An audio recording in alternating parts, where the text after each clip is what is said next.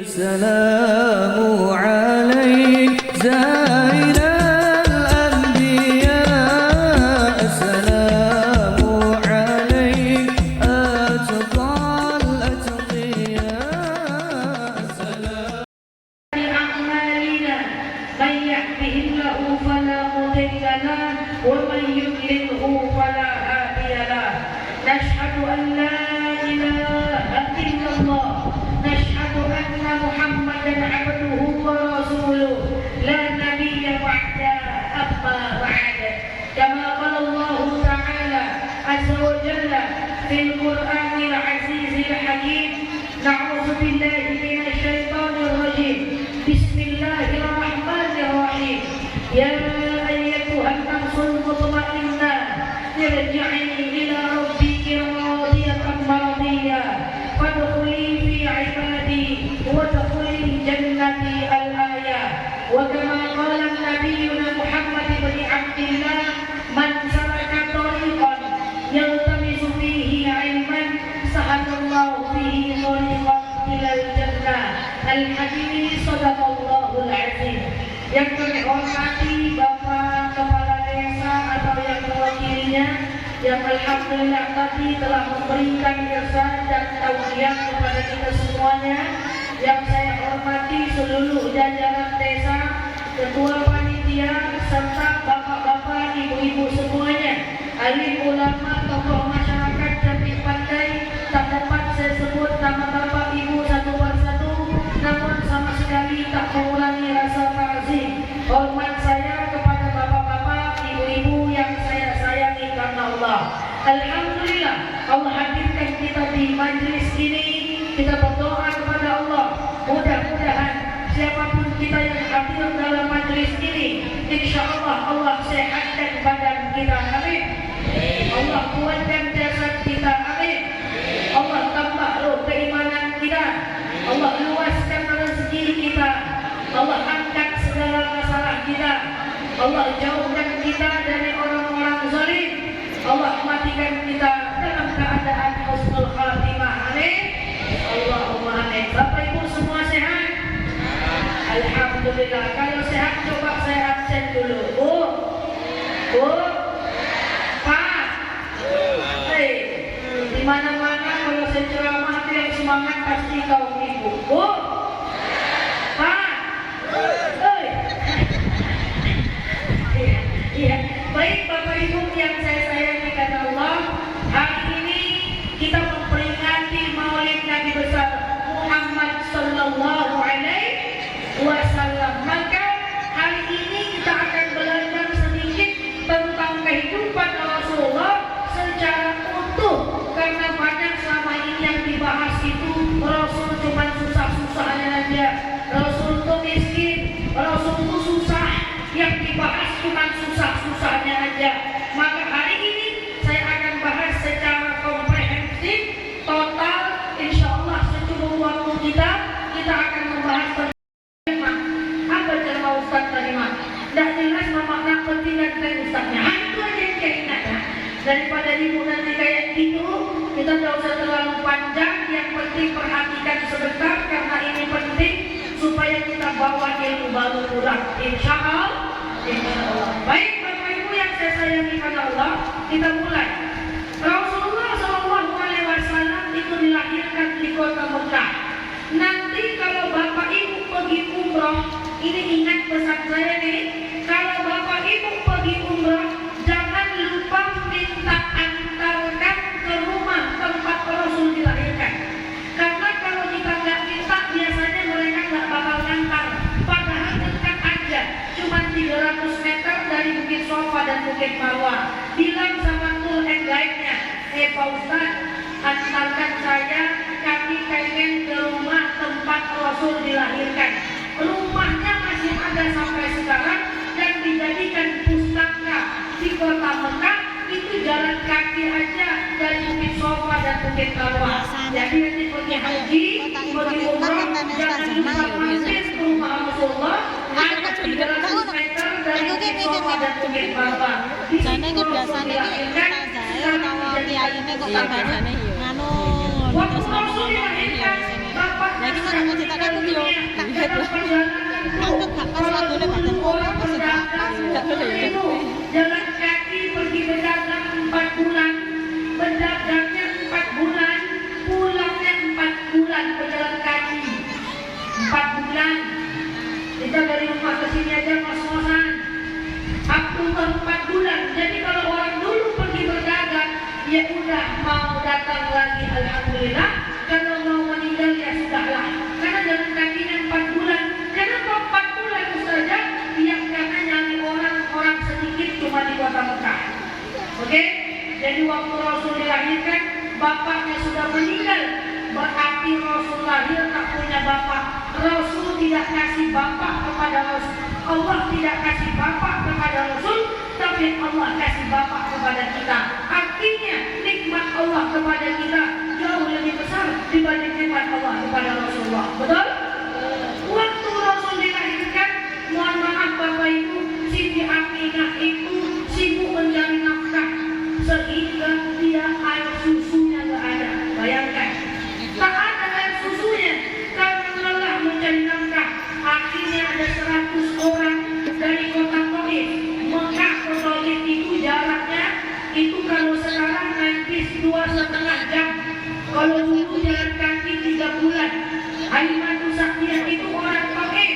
Jalan kaki dia pergi ke Mekah bersama 100 orang perempuan lain untuk menyusui, mencari bayi-bayi yang mau mereka susui. Jalan kaki pakai unta.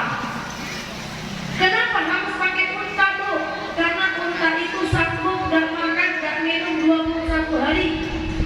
Dan sekali minum itu minumnya 100 liter.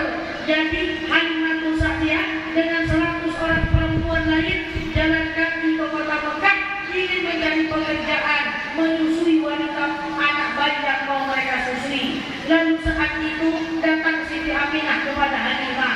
Halimah, ya Aminah, aku pengen sekali menyusui Rasulullah, menyusui Muhammad. Dulu namanya Muhammad, belum diangkat dari Rasul.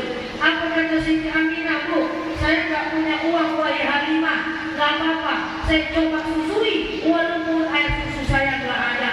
Lalu dipanggillah Muhammad, disusukan di badan Halimah yang tadi susunya tidak ada karena kecapean, menjadi banyak air susunya.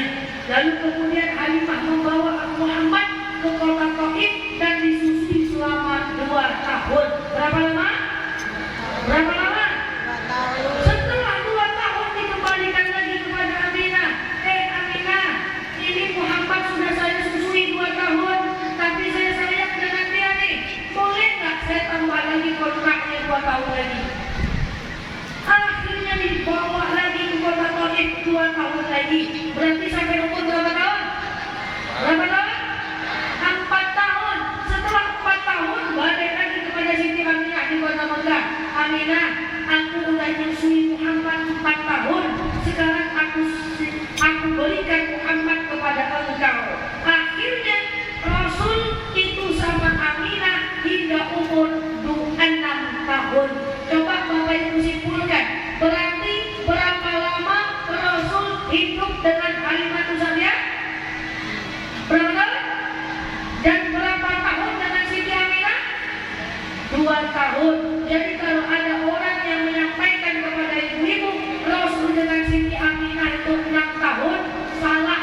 Kenyataannya enggak gitu.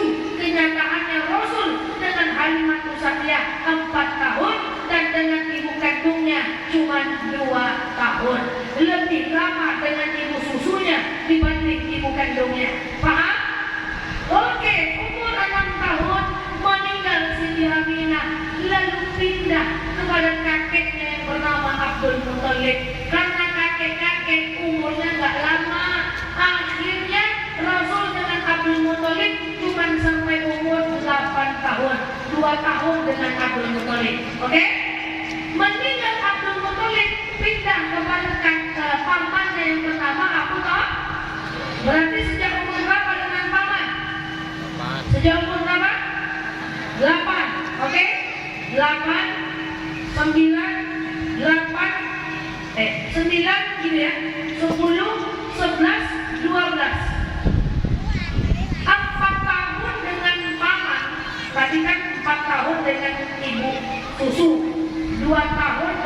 kandung, 2 tahun dengan kakek, oke?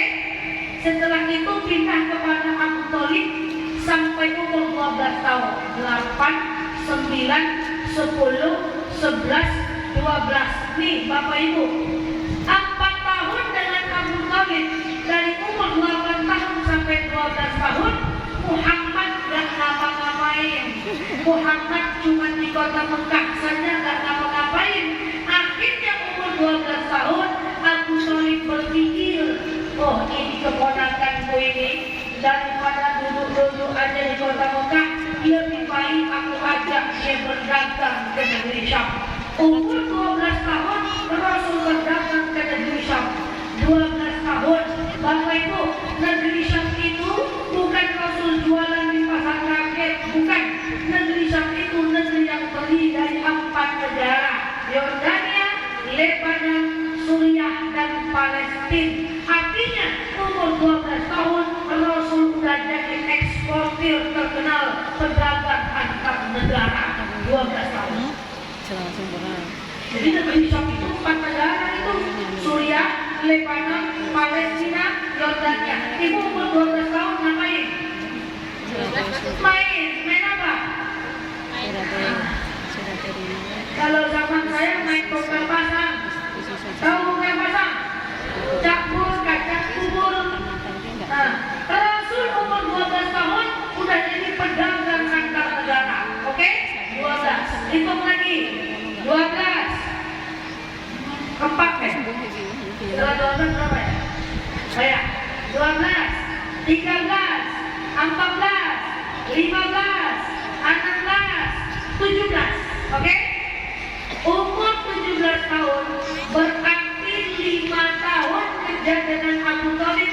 Umur 17 tahun Abu Thalib mikir lagi, oh ini keponakanku ini orangnya bagus, terpercaya, tapi kalau dengan aku terus nanti dia mandani, lebih bagus aku lepas dia. Akhirnya umur 17 tahun Abu Thalib memperkenalkan Rasul kepada Khadijah, karena Khadijah itu adalah kawan dekatnya Abu Thalib. Apa kata Abu Thalib kepada Khadijah?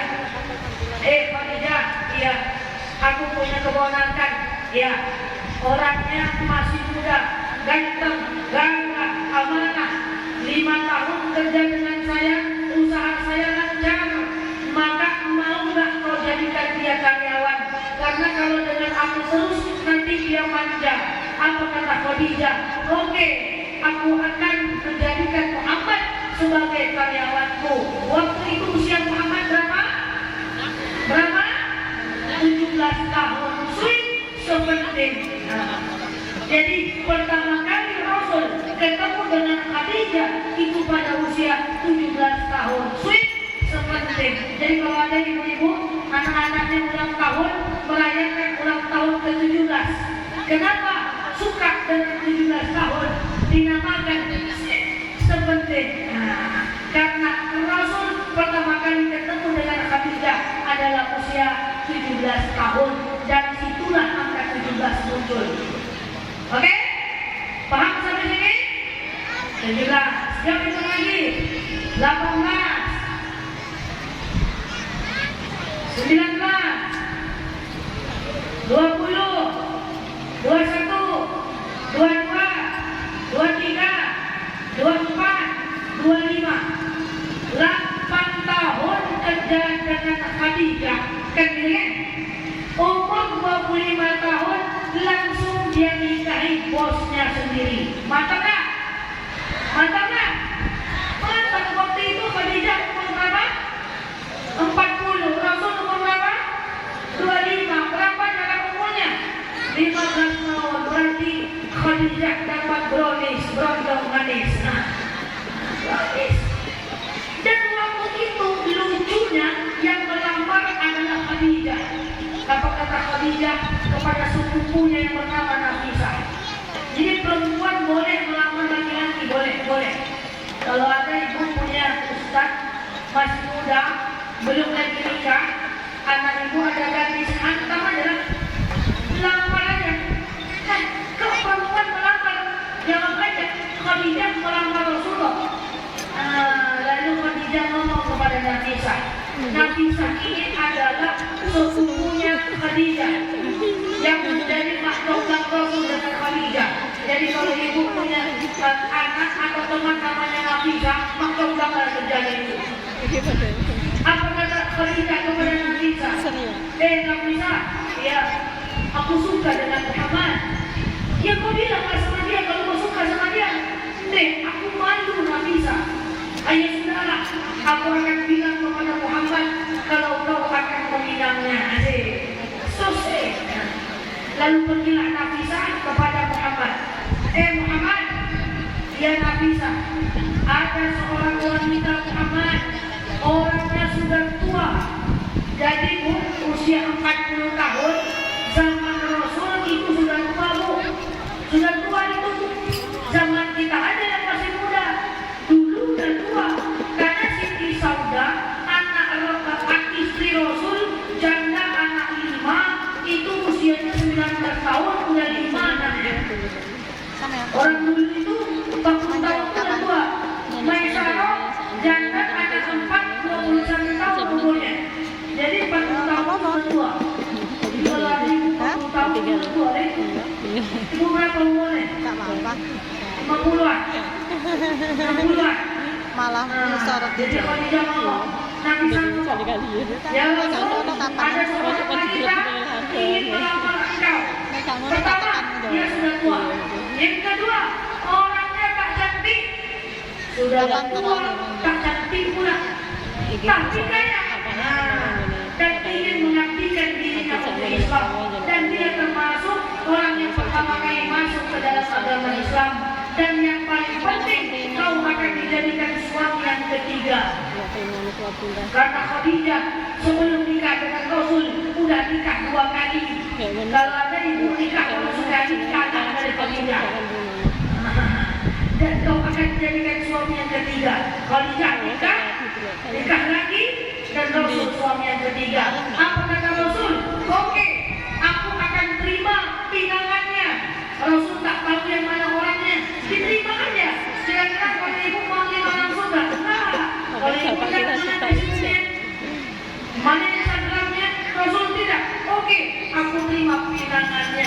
Nikahlah Rasul dengan Khadijah itu di rumah Khalid. Yuk kita bahas sedikit. Coba jawab. Tadi usia berapa Rasul pertama kali kerja? Usia berapa? Berapa? 12. Usia berapa dia nikah? 25. Jawab, coba hitung. Berarti berapa tahun dia kerja baru dia nikah? Gimana itu kali? 25. Ulang lagi. Usia berapa dia kerja? 12. Usia berapa dia nikah? 25. Berarti berapa tahun dia kerja baru dia nikah?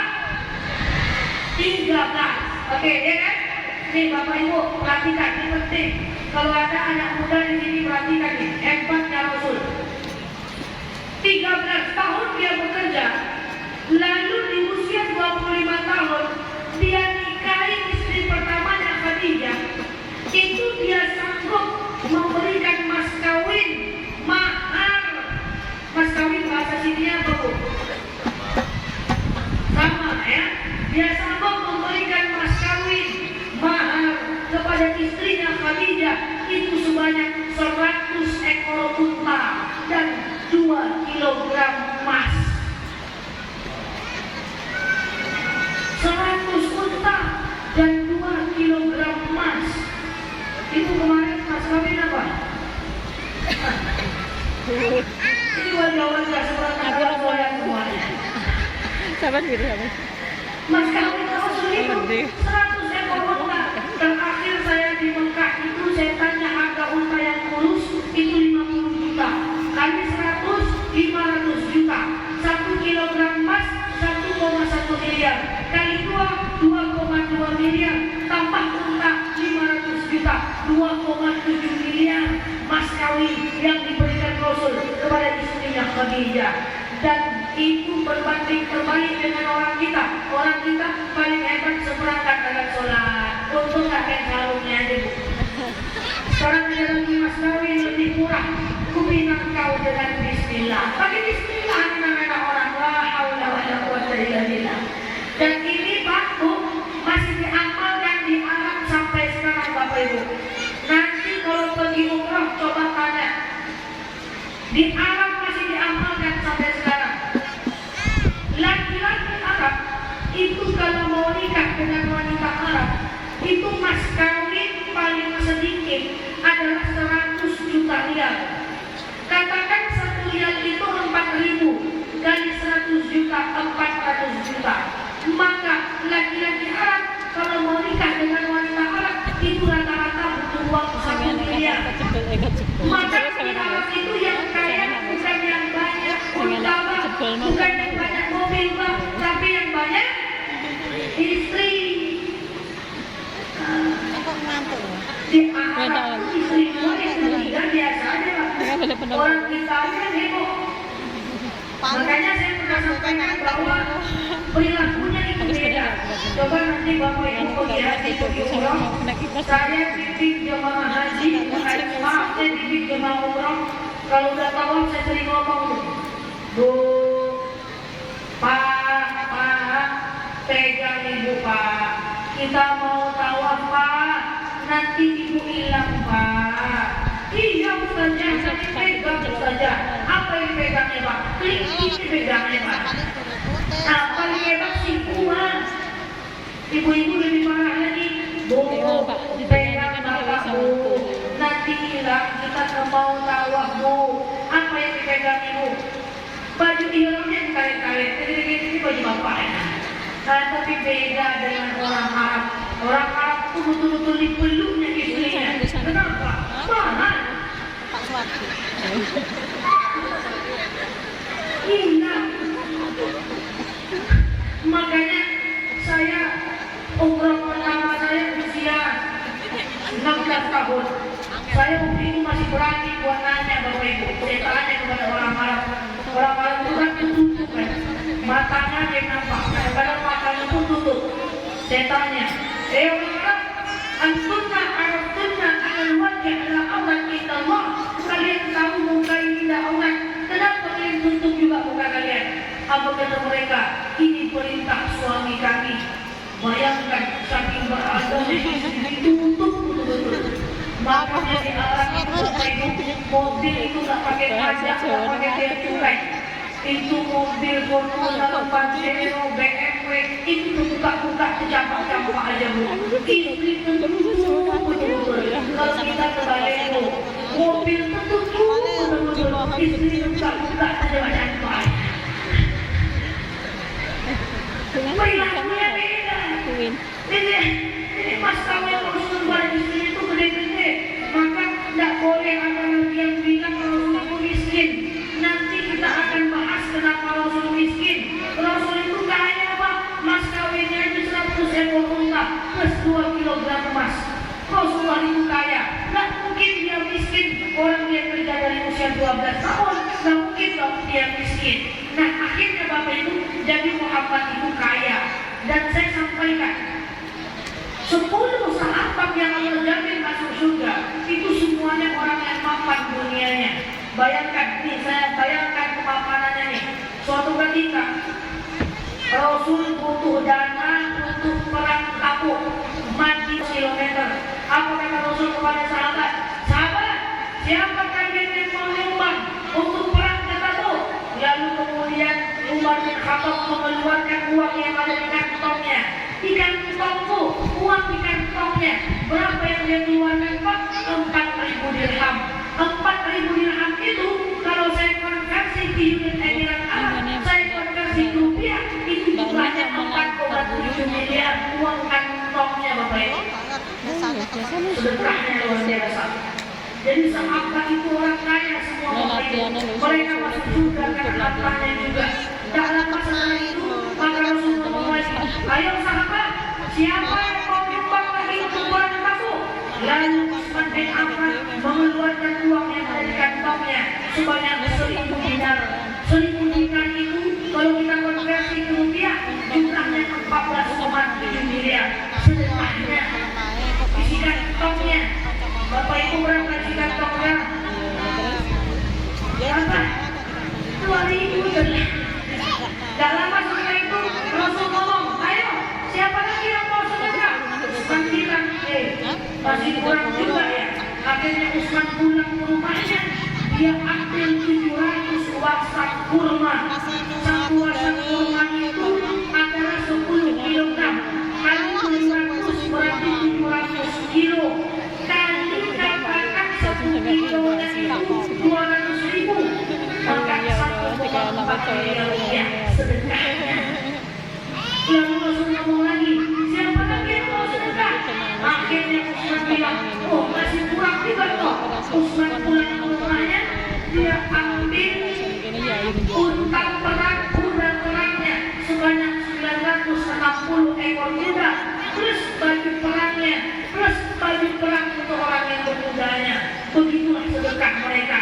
Jadi saya mau luruskan, poin pertama kajian kita hari ini adalah ternyata Rasul dan 10 orang sahabat itu semuanya orang yang mapan. Tapi ada yang hidupnya kaya, meninggalnya miskin. Contoh Abu Bakar, hidupnya kaya, meninggalnya miskin. Contoh Khadijah, hidupnya kaya, meninggalnya miskin. Tapi ada yang hidupnya kaya, meninggalnya juga kaya. Siapa? Utsman bin Affan. Nanti kalau Bapak Ibu pergi umroh, silakan Bapak Ibu tengok lihat 100 pokok kurma punya Utsman bin Affan, masih ada di 1000 pokok kurma punya Utsman bin Affan, masih ada di Mekah sampai sekarang. Dan uangnya dipakai untuk memberi makan fakir miskin yang ada di kota Arab Saudi. Ibu bapak kalau pergi ke kota Madinah, tengok di seberang pintu 5 Masjid Nabawi itu ada Al-Bilal Al-Utsman bin Affan, Hotel Utsman bin Affan, dibuat di atas tanahnya Utsman bin Affan, pakai uang Utsman bin Affan, dan hotelnya bintang 5 itu milik Utsman bin Affan.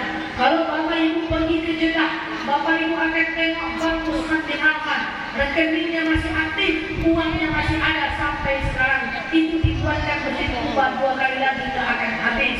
Sahabat semuanya orang mapan, ada yang hidupnya mapan, meninggalnya mapan, ada yang hidupnya kaya, meninggalnya miskin. Tapi satu hal yang pasti, 10 sahabat yang Allah jamin masuk surga, semuanya adalah orang kaya.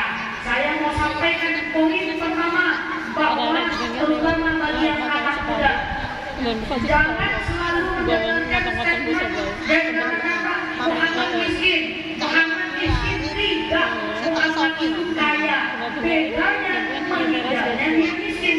Waktu Muhammad usia 25 tahun nikah dengan Khadijah, itu Khadijah sudah punya karyawan 1217 orang dan untanya 927 ekor unta. Kaya. Jadi Rasulullah itu orang-orang yang mapan. Maka saya sering bilang kepada anak muda, ayo kalau ikut Rasulullah kejar dunia, tapi nggak boleh cinta dunia. Karena masuk surga itu ada 3 cara. Pertama, kita bisa masuk surga dengan ibadah. Ibadah siang malam ibadah, puasa sunnah, sholat sunnah. Kita bisa masuk surga dengan ibadah. Tapi ingat, ada cara masuk surga yang kedua. Apa itu? Dengan cara punya ilmu. Ada ilmu dibagikan kepada orang lain, kita bisa masuk surga dengan ilmu.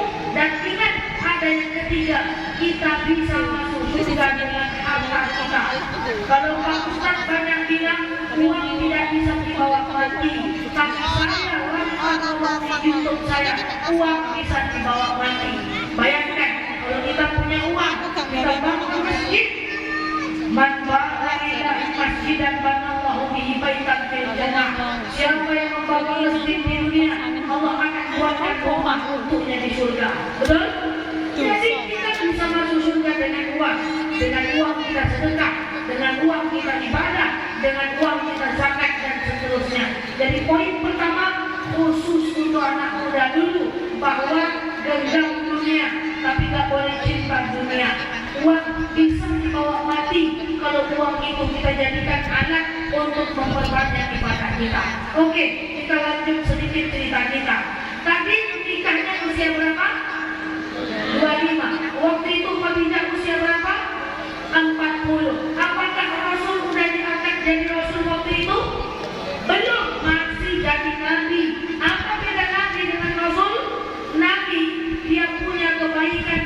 tidak wajib menyampaikan. Rasul dia punya kebaikan, dia wajib menyampaikan. Maka Nabi ada 25, Rasul cuma ada 4. Rasul Daud agamanya Majusi, kitabnya Zabur. Rasul Musa kitabnya Taurat, agamanya Yahudi. Rasul Isa kitabnya Injil, agamanya Nasrani. Rasul Muhammad kitabnya Al-Quran, agamanya Islam. Rasul cuma ada 4. Rasul wajib menyampaikan ilmunya karena dia ada wahyu. Usia 25 tahun menikah, 40 tahun jadi Rasul. Berarti hitung lagi berapa tahun Khadijah menemani Rasul sebelum diangkat jadi Rasul? Berapa tahun? 15 tahun. Berarti 15 tahun Rasul menemani Khadijah menemani Rasul sebelum diangkat jadi Rasul. Saya mau sampaikan begini Bapak Ibu, sampai umur 40 tahun Rasul itu belum ada musuh.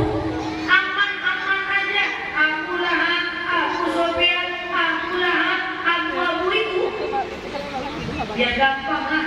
Abu itu kawan Rasul, kawan biasa, aman aja. Tapi masalahnya di usia 40 tahun Rasul mulai berdakwah. Turun wahyu, Iqra bismi rabbikal ladzi khalaq. Sejak itu drama dimulai. Sejak itu Rasul memulai drama. Jadi 4 tahun dengan Halimah, 2 tahun dengan Aminah, 2 tahun dengan Abdul Muthalib, 4 tahun dengan Abu Thalib nganggur aja, 5 tahun kerja dengan Abu Thalib, 8 tahun kerja dengan Khadijah, lalu menikah dengan Khadijah sampai umur 40 tahun aman-aman aja. Di usia 40 tahun mulailah drama.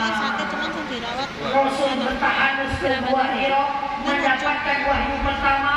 Saat itu Rasul tegak di Bukit Safa dan Bukit Marwah. Apa kata Rasul? Iqra bismi rabbikal ladzi khalaq. Sejak itu Abu nengok dari bawah. Abu itu kan kawan dia kan? Muhammad ini tadinya kawan kita nih. Ternyata dia udah berdakwah nih. Dia tukang sihir, dia berdusta. Sejak itulah si Abu mulai menghina Rasulullah. Jadi Rasul itu susahnya sejak umur 40 tahun. Rasul dihina, dicaci maki. Tapi bedanya Rasulullah itu Bapak Ibu orangnya slow, santai. Bahasa anak mudanya santuy. Dia kalau dipinah dia tidak pernah kesal. Akhirnya gak bisa dihina, dicaci maki. Akhirnya dipakai cara yang kedua. Nanti cerita kita akan berakhir dan kita ambil hikmahnya. Dihina nggak bisa. Akhirnya dipakai cara yang kedua. Apa cara yang kedua? Yaitu dibunuh. Siapa yang pengen bunuh waktu itu? Yang pengen bunuh adalah Umar bin Khattab. Waktu itu Umar belum masuk ke dalam Islam. Apa kata Umar? Abu Lahab, Abu Sufyan, Abu Jahal, Abu. Aku akan penggal kepala Muhammad dan aku bawa ke tengah-tengah kalian. Pergilah Umar bin Khattab ke rumah Rasulullah. Nyampe di tengah jalan ketemu dengan orang Yahudi. Umar, kau mau kemana? Aku pengen penggal kepala Muhammad. Ngapain kau penggal kepala Muhammad? Adik kandung kau saja dan anak iparmu sudah masuk ke dalam Islam. Lalu kemudian Umar pergi ke rumah adiknya. Dia dengar adiknya membaca surat Toha ayat 1 sampai 14. Terjatuh pedangnya, menangis dia, masuk dia ke dalam Islam. Makin peninglah si Abu Pak. Ini orang dihina nggak bisa, dibunuh yang membunuh masuk Islam. Akhirnya dipakai cara ketiga. Apa cara ketiga? Dinego, di lobi, ditawar, dipakai Muhammad baik-baik. Ini Abu Lahab, ini Abu Sufyan, ini Abu Jahal. Dipakai Muhammad, sini Muhammad. Ada Abu. Biar gampang Abu. Ada Abu. Nabi Muhammad. Kau tak usah dakwah Nabi Muhammad. Kamu tak usah dakwah Nabi Muhammad. Ya sudahlah. Apakah yang sudah masuk Islam sudahlah. Kita damai aja di Kota Mekah. Gimana caranya? Kata Muhammad, caranya gini, sehari kau sembah Tuhan kami, sehari kami sembah Tuhanmu. Sehari kau sembah Tuhan kami, sehari kami sembah Tuhanmu. Muhammad bilang, gak mau. Akhirnya dinaikkan lagi negonya. Kalau enggak gini Muhammad, sehari kau sembah Tuhan kami, setahun kami sembah Tuhanmu. Tapi kita damai, kau tidak usah dakwah lagi. Sehari kau sembah Tuhan kami, setahun kami sembah Tuhanmu.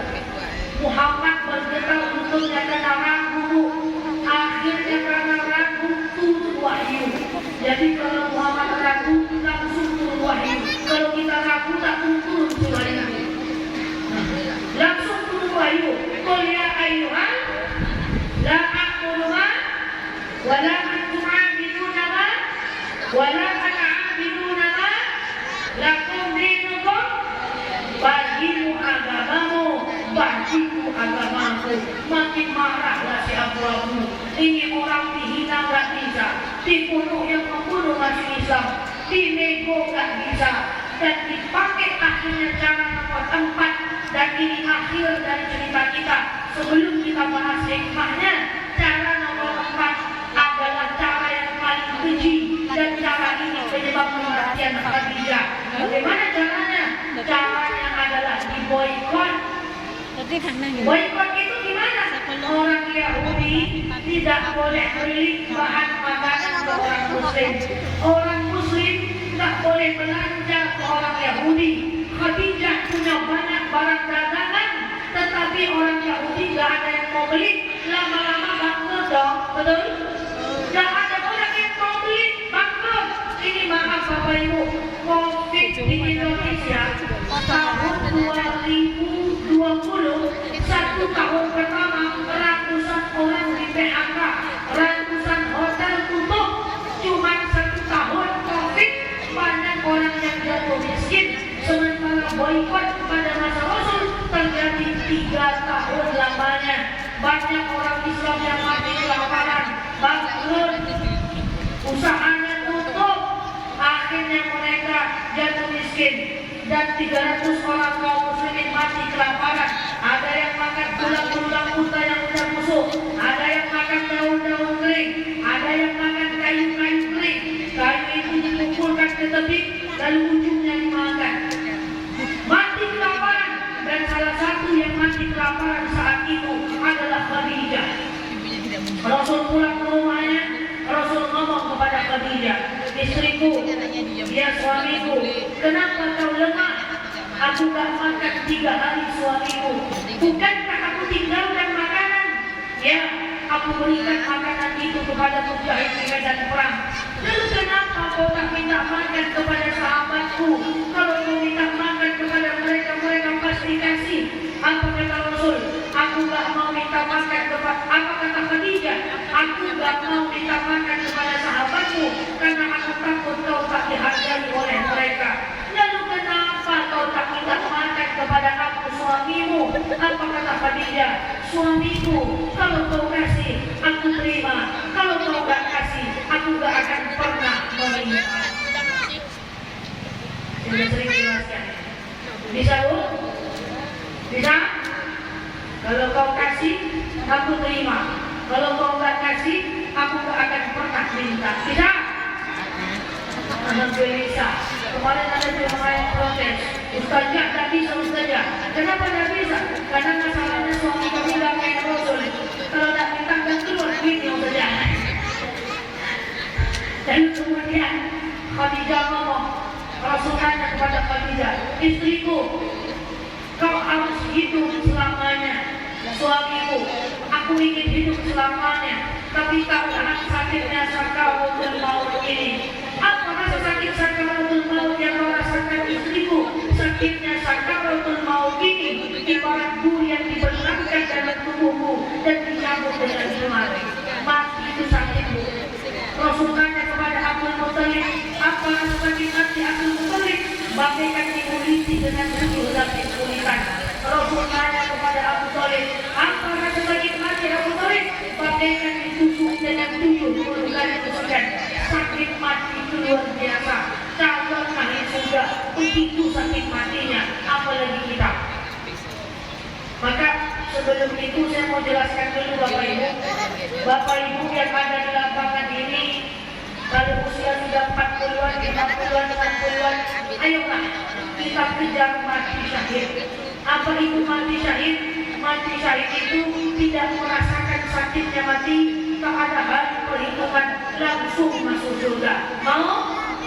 Salah satu cara yang paling gampang mati syahid adalah jaga wudhu 24 jam.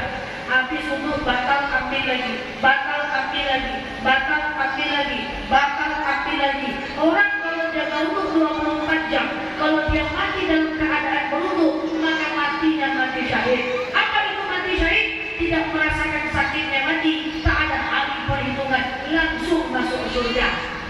Tapi sholat tidak bisa wudhu, ada sholat subuh, sama tidak? Nah, ya. Jangan bermimpi masuk neraka.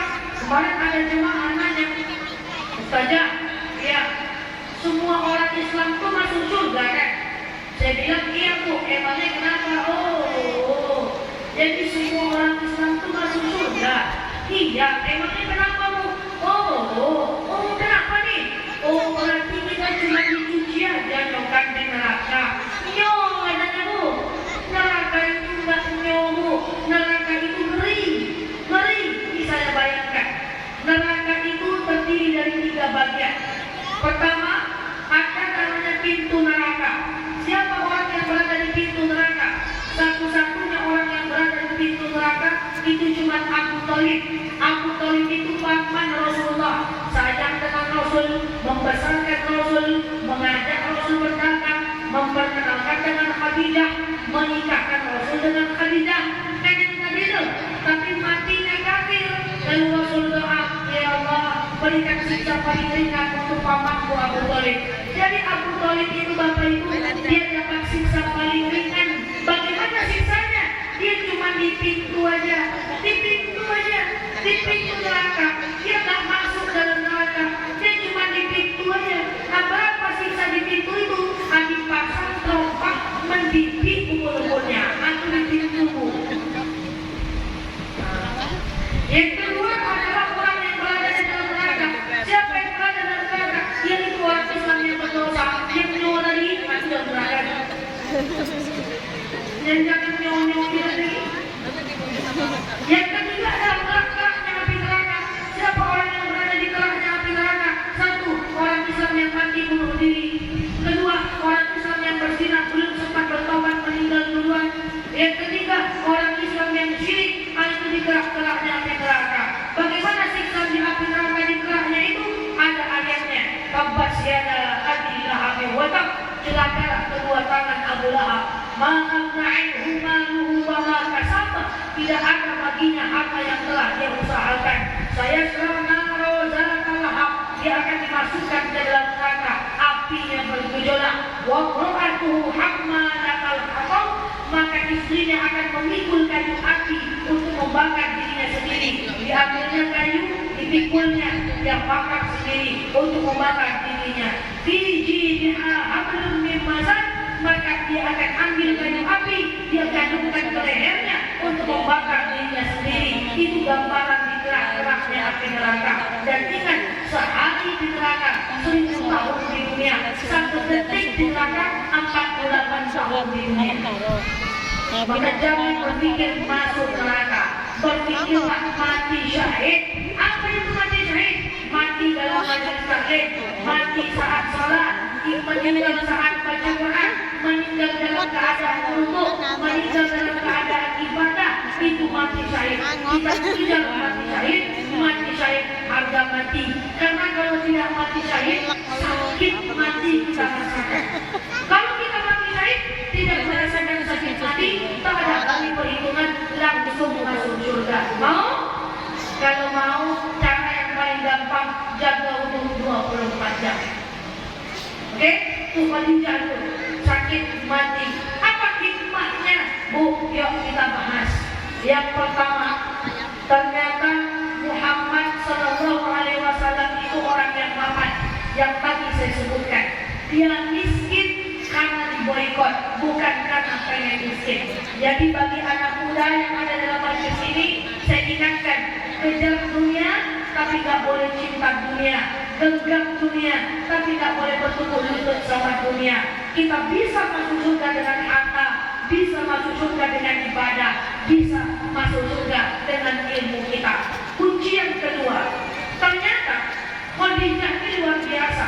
Saya kalau ditanya sama jemaah, Ustazah itu paling suka dengan istri Rasul itu yang mana?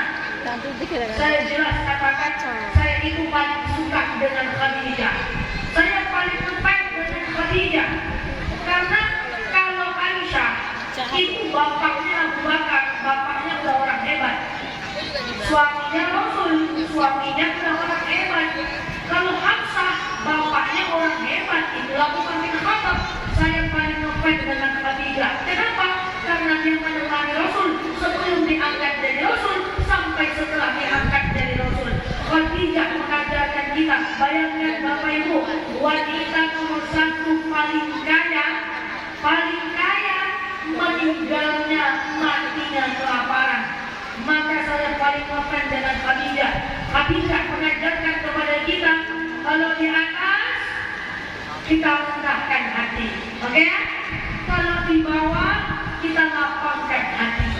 Ustazah, hari-hari saya cuma makan 5 tempe, teri, tahu, toge, terong, telur, tapi seakan-akan saya udah makan rendang. Itu namanya qanaah.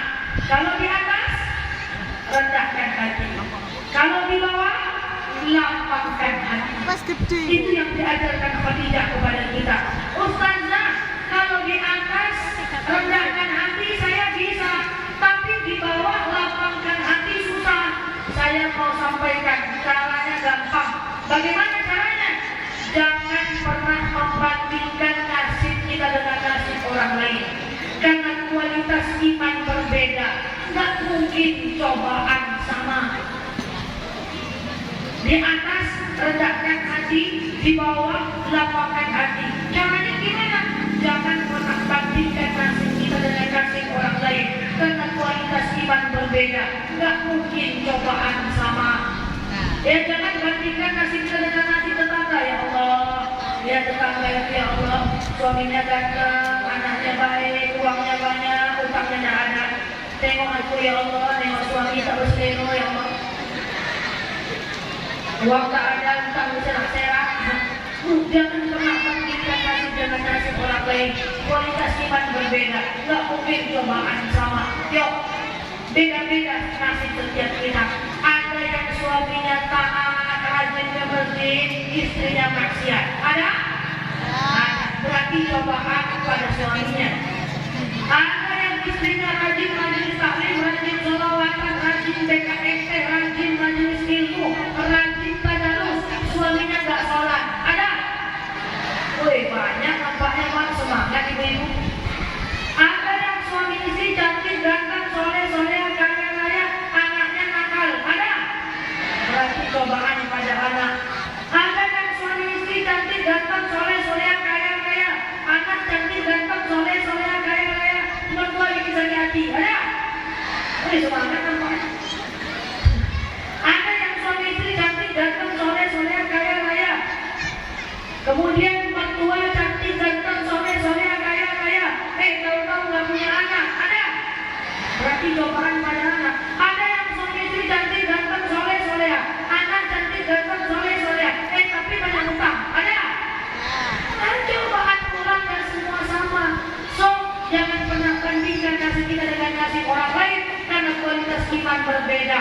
Nggak mungkin cobaan sama. Itu yang diajarkan akhlak Rasul kepada kita. Yang pertama, kejar dunia, nggak boleh cinta dunia. Yang kedua, kalau di atas merendahkan hati, kalau di bawah lapangkan hati.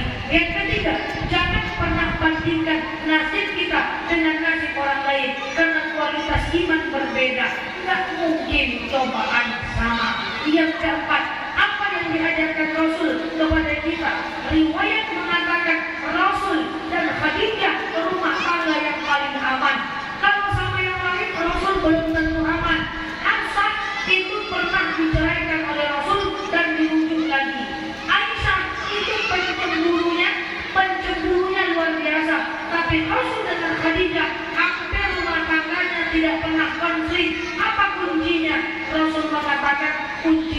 la tabdok, la tabdok, la tabdok.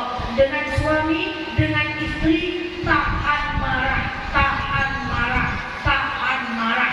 Ini kunci yang keempat, akhlak Rasul. Maka saya mau ngomong kepada ibu-ibu, Bu, jangan marah-marah lagi, Bu. Karena sekali kita marah, Bu, itu 27.000 syarat kita putus. Putus 27.000. Putus 27.000. Tidak bisa dibagi, ada berapa puluh ribu putus.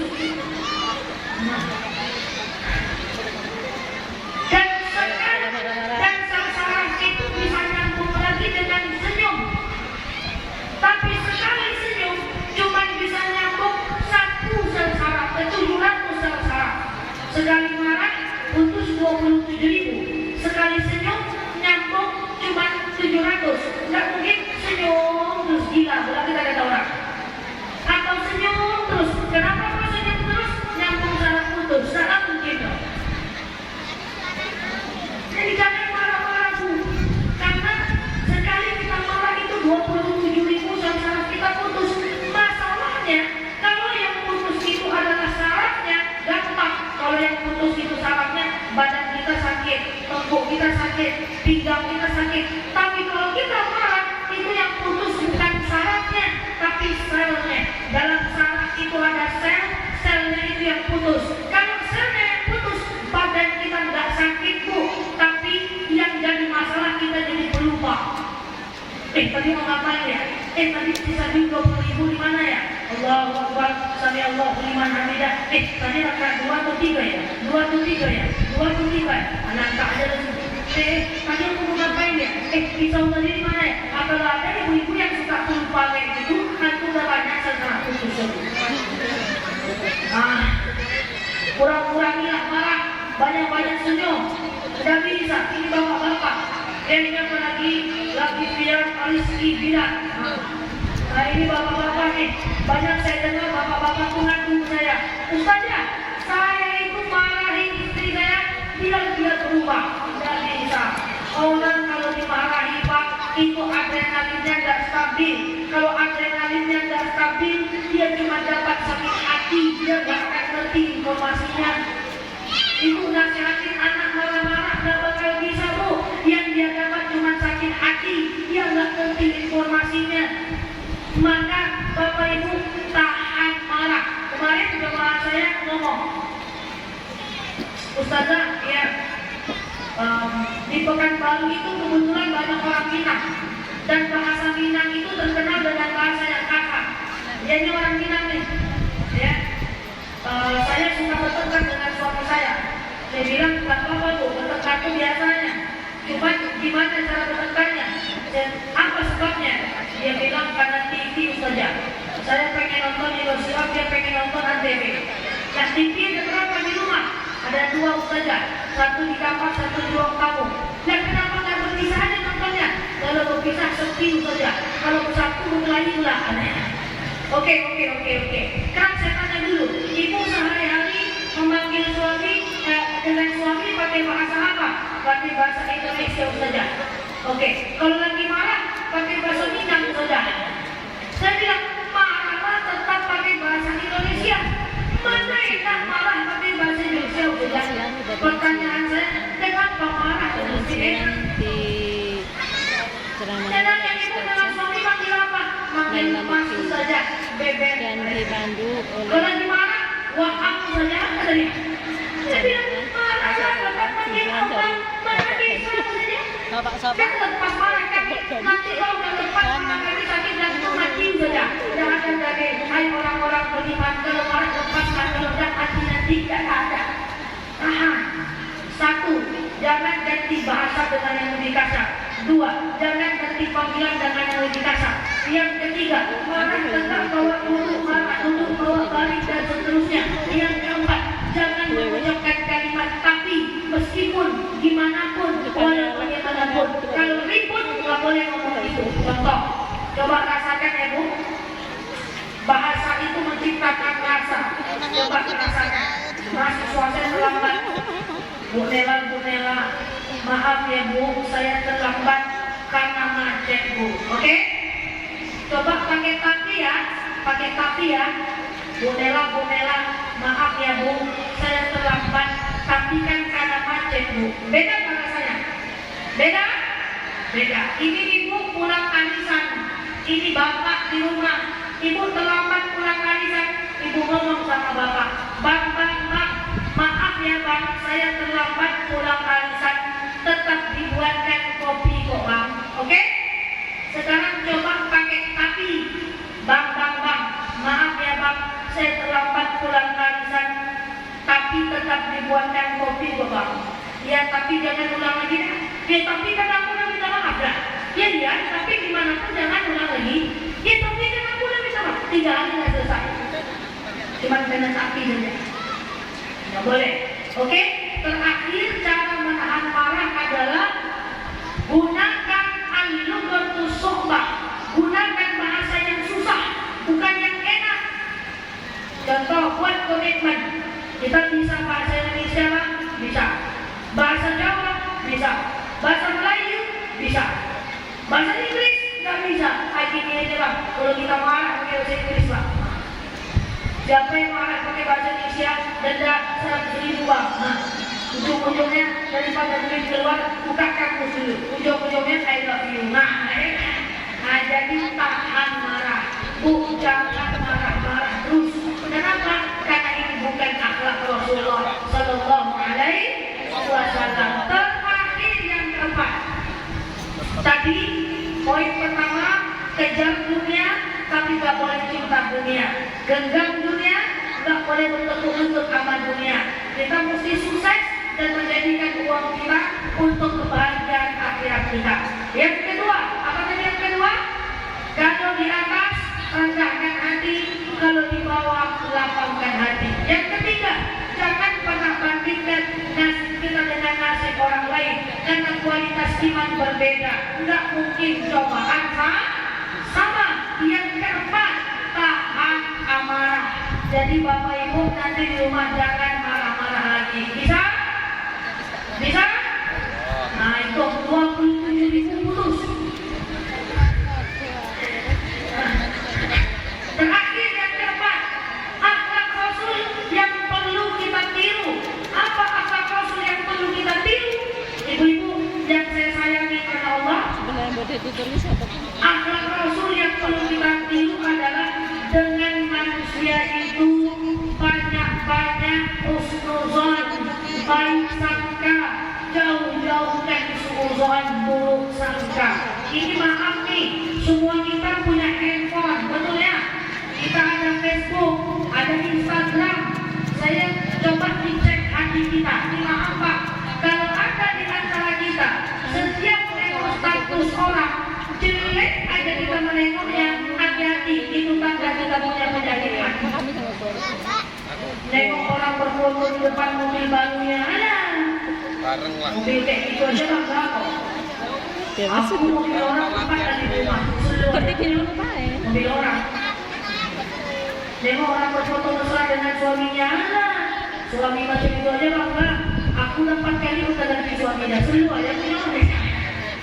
Nengok orang berfoto di depan rumah barunya, rumah baru aja bangga. Aku tadi orang kaya baru. Nah, maaf, kalau ada di antara kita setiap menengok status orang jelek aja kita menengoknya, itu tanda kita punya penyakit hati. Dan gambar itu netral, tergantung bagaimana kita memandangnya. Coba, gambar itu bisa kita jadikan baik sangka kok. Contoh, ada orang yang berfoto mesra dengan suaminya, bisa jadi dia ingin menunjukkan betapa indahnya rumah tangga yang sakinah. Betul? Ada orang yang berfoto di depan mobil barunya, bisa jadi dia ingin menunjukkan betapa indahnya kerja keras dari rezeki yang halal. Betul? Ada orang yang berfoto di depan rumah barunya, bisa jadi dia ingin menunjukkan betapa indahnya ikhtiar dan tawakal dan mencari rezeki yang halal. Jadi ibu-ibu, dengan orang itu banyak-banyak husnuzon, jauh-jauhkan suzon. Ini dulu saya punya mahasiswa saya itu kurus, keriting, hitam, tinggi, hidung lagi. Setiap masuk kelas ngantuk, sampai teman Ustaz, Bu Nela, iya Pak, Bu Nela ngajar dia, Bu Nela. Saya bilang iya Pak, emangnya kenapa Pak? Oh kalau dia mahasiswa Bu Nela kasih aja dari rating. Kenapa gitu Pak? Dia ngantuk-ngantuk terus tuh katanya. Rupanya betul Bu, masuk jam 8 ngantuk Pak, masuk jam 12 ngantuk, masuk jam 4 ngantuk.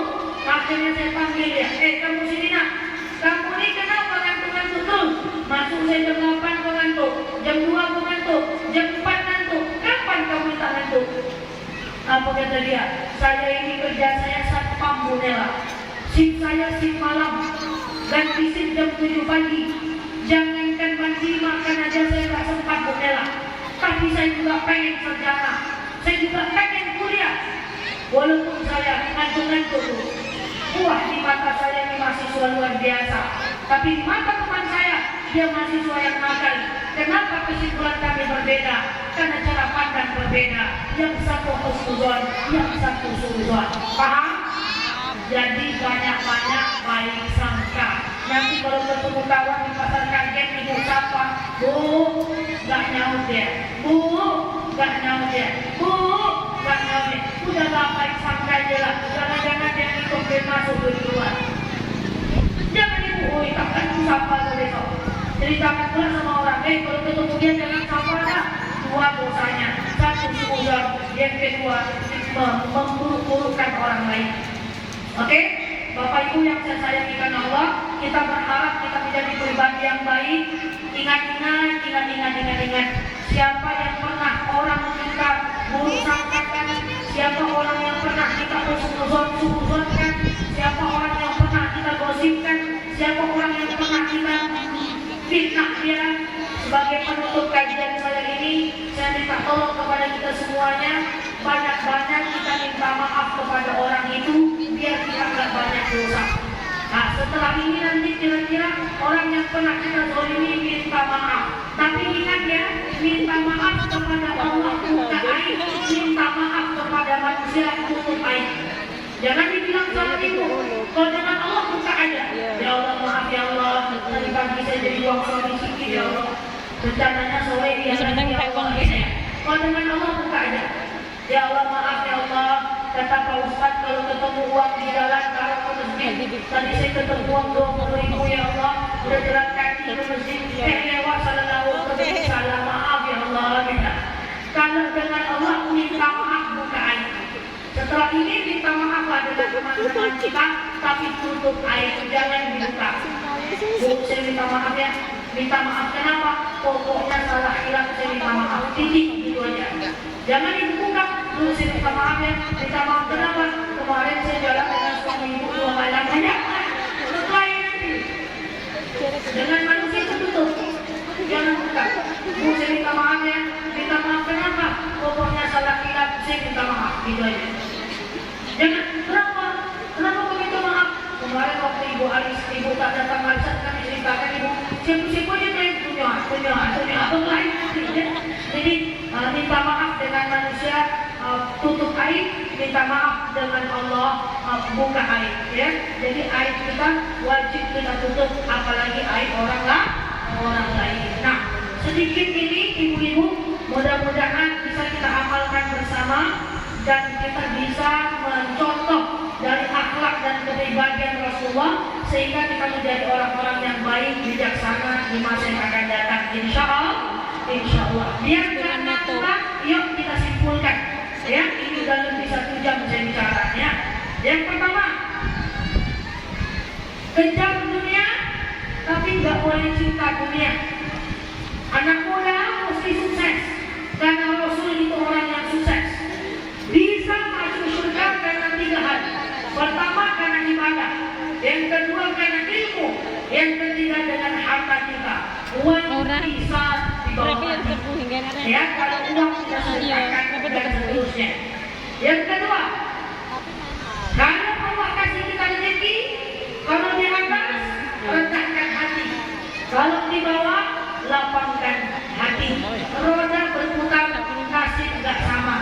Yang ketiga, jangan pernah bandingkan nasib kita dengan nasib orang lain, karena kualitas iman berbeda, nggak mungkin cobaan sama. Yang keempat, dengan manusia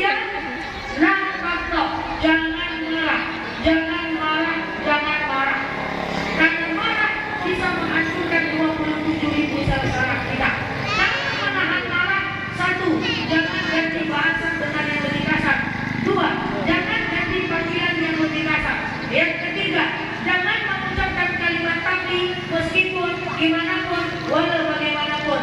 Yang keempat, gunakan bahasa yang susah. Poin yang selanjutnya nomor 5, dengan manusia banyak-banyak husnuzon, jauh-jauhkan suuzon, biar kita menjadi orang yang bijak. Terakhir yang keenam, kalau kita salah, kita minta maaf. Minta maaf kepada Allah, buka aib. Minta maaf kepada manusia, tutup aib. Paham Bapak Ibu? Baik, sebelumnya sudah pernah kenal sama saya belum? Sudah belum? Belum? Masa belum? Belum ya? Oke, berarti pertama kali saya di tengah Ibu? Oke, karena baru pertama kali Bapak Ibu, yuk kita kenalan sedikit saja. Bapak Ibu, nama saya nama saya Nela Luki Bapak Ibu. Saya tinggal di Pekanbaru. Saya anak keempat dari 4 orang bersaudara. Dulu saya di pesantren Darul Hikmah di Panam, di Pekanbaru. Saya nyantri di sana lebih kurang 6 tahun. S1 saya di UIN jurusan Usuluddin. S2 saya Yogyakarta jurusan Usuluddin. S3 saya Pak Bu jurusan Syariah. S3-nya udah tamat lebih kurang 5 tahun yang lalu. Karena S3-nya sudah selesai, sekarang saya cuma ngajar saja dan dakwah. Saya jadi dosen baru lebih kurang 9 tahun. Saya dakwah baru lebih kurang 19 tahun. Usia saya sekarang sudah 33 tahun. Mudah-mudahan ini dari awal pertemuan kita. Berarti beberapa waktu yang lalu saya tidak di desa ini ya Pak? Oh, di dusun yang berbeda ya.